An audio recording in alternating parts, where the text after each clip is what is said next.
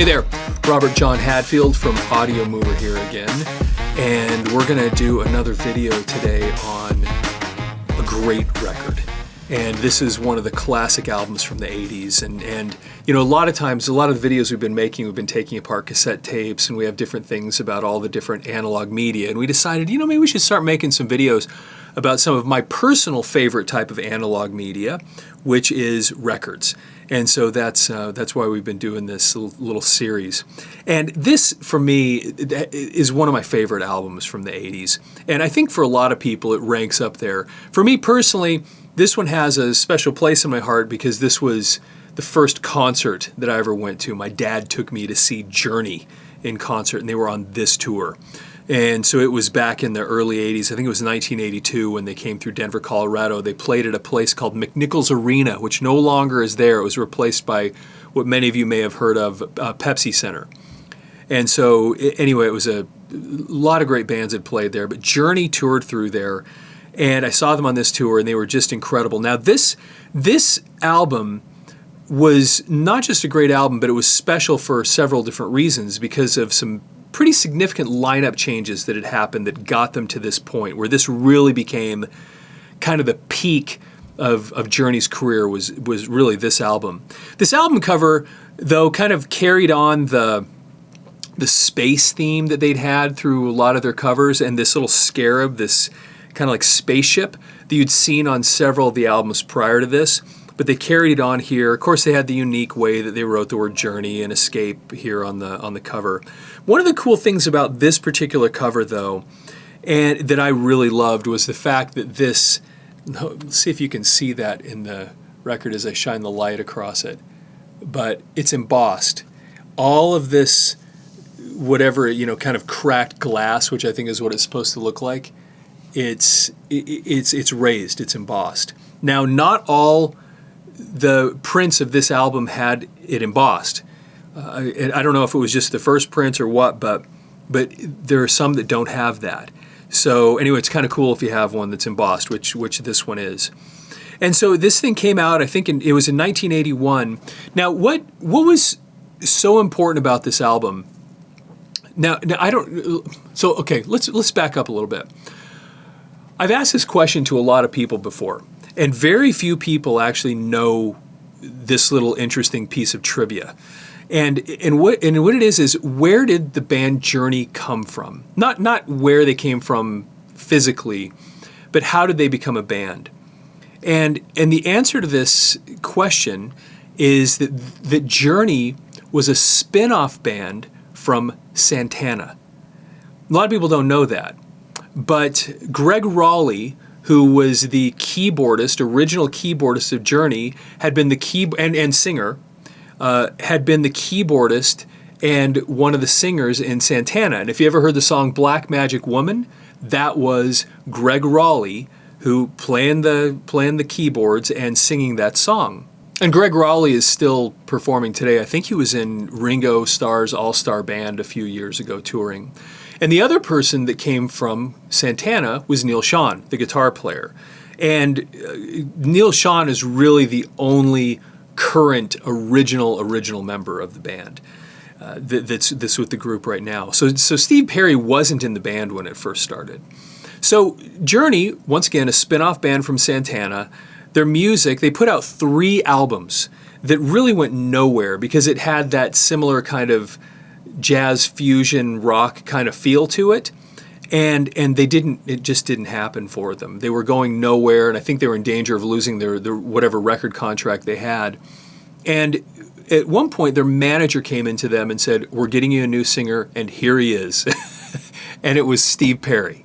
And so Steve Perry became the new singer of Journey. For a few albums, he and Greg Raleigh would go back and forth on lead vocals. And if you go back and listen to some of these songs like "That's the Same Way She Loved Me, that's the same way she loved me," that's Greg Raleigh and Steve Perry singing off of each other. And so Steve Perry then, they put out several albums with Steve Perry and Greg Raleigh kind of holding that lead vocal position together.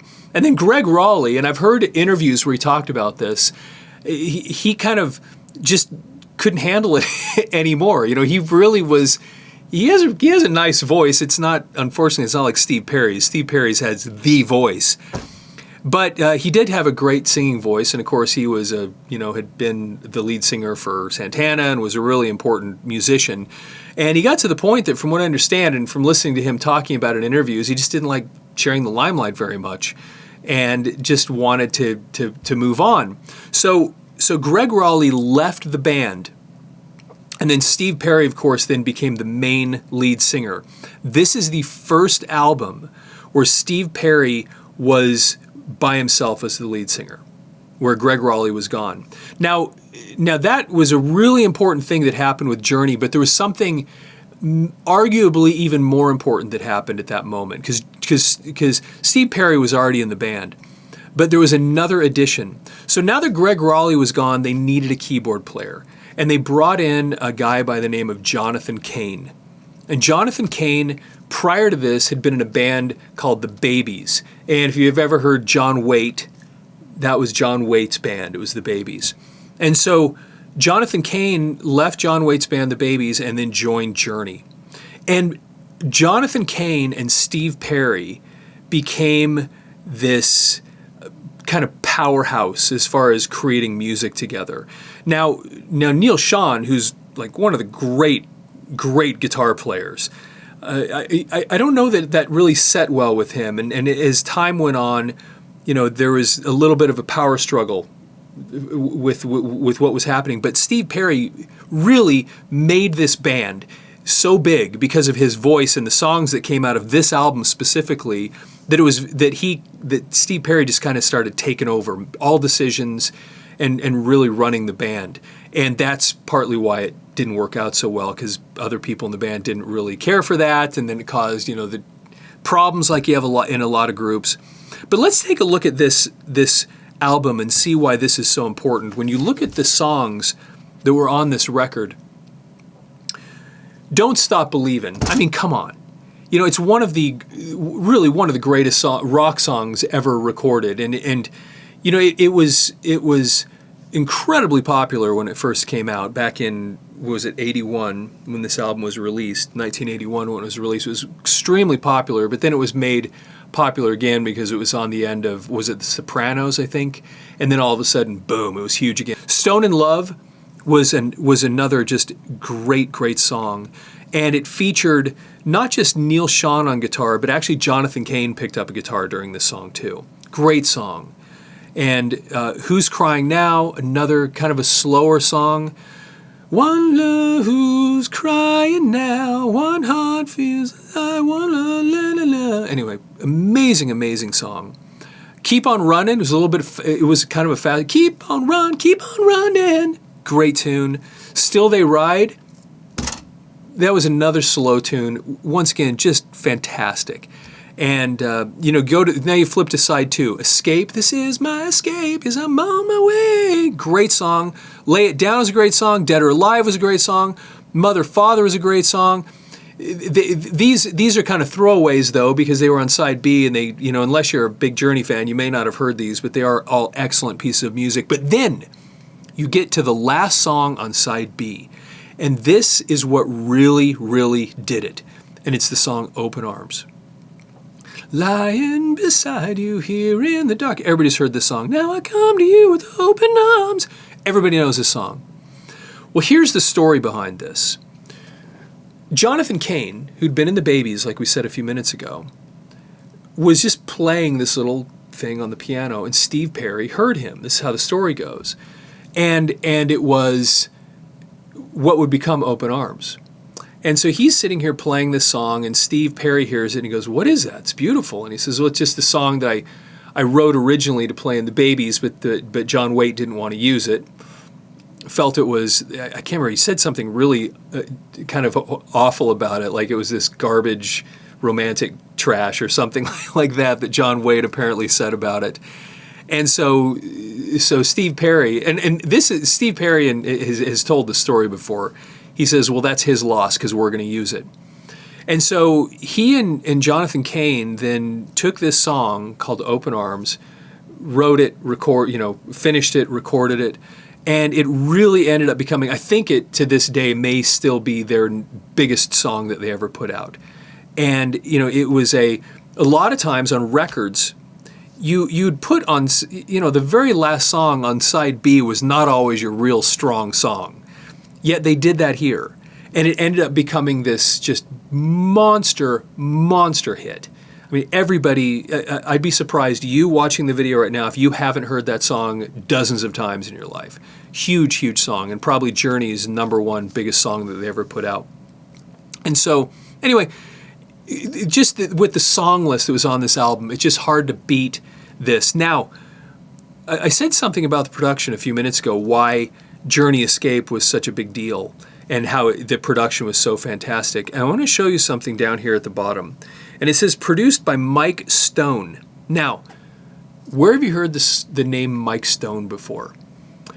Mike Stone was the sound engineer on a very famous Queen song that, once again, everybody's heard, and it's the Bohemian Rhapsody. So Mike Stone was the sound engineer on Bohemian Rhapsody. He worked with Queen on a lot of different albums. So this guy was just top shelf pro when it came to music production. Well, it came to engineering and recording. And then as he moved into the producer's chair, he was just incredible.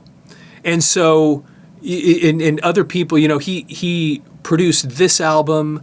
About a year later or so, he produced Asia's first album, and that was, once again, just another absolutely incredible record. So anyway, Mike Stone, who of Bohemian Rhapsody fame, produced this album. And it probably is one of the reasons that this thing is just as really remarkable and incredible as it is. So let's go ahead and take a look on the inside of this record so you can see what it. This is actually the one that I bought when I was a kid, and it's a little bit beat up, but you'll be able to see what this all looks like inside.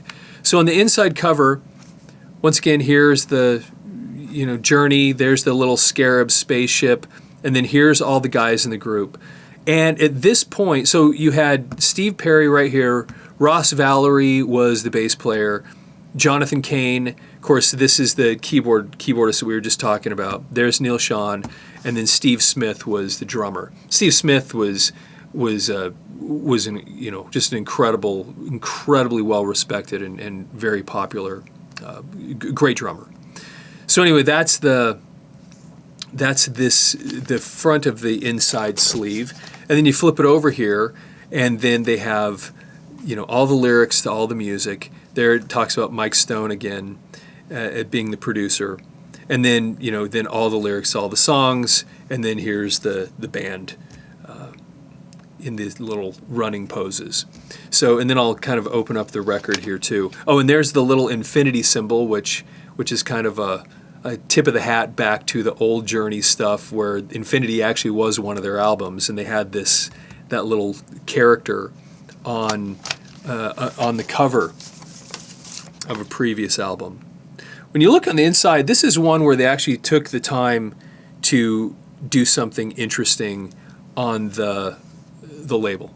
And you can see here that they have that little theme from the front of the album, the crashing glass or whatever it is, continuing on here. They put that on the record, and then you can see that there too. Yeah, this this album has seen better days.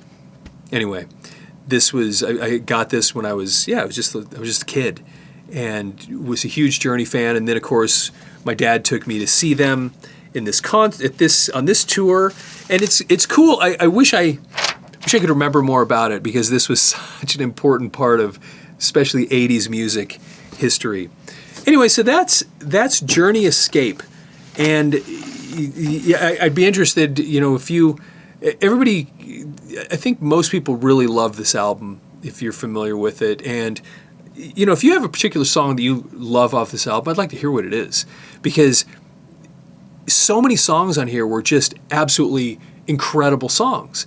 And, when I look back and I go, which one is my favorite? I'm not really sure, because each one of them, especially that first side, is so great. So anyway, let me know what your favorite song is. And if there's other albums you'd like us to talk about, like me to make a video about, put that in the comments, and we'd be happy to happy to take some of your suggestions. And once again, we do these things in the Audiomover studio. Audiomover is a company that takes your old audio and videotapes and converts them into digital. So if you have old audio and videotapes, or if you know somebody that does, go to audiomover.com and they can take care of you there. Get your order started.